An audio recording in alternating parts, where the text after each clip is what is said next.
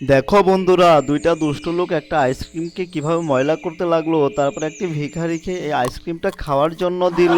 Ice cream খাওয়ার পর তারা খুব হাসতে লাগলো, এটা ময়লা। তারপর এটা শুনে ভিখারিটা কান্না করতে লাগলো।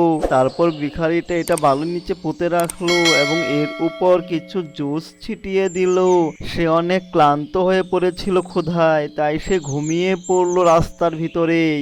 তুমি যদি হিন্দু হয়ে থাকো তাহলে অবশ্যই তুমি কমেন্টস করে জানিয়ে দাও তোমার ধর্ম কি। আর যদি তুমি মুসলমান হয়ে থাকো তাহলে তুমি অবশ্যই লাইক এবং সাবস্ক্রাইব করে জানিয়ে দাও তুমি ইসলাম ধর্মের মানুষ।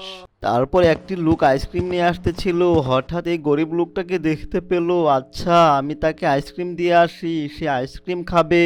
বালির উপর আইসক্রিমকে সুন্দরভাবে সাজিয়ে নে, সে অনেক খুশি হবে।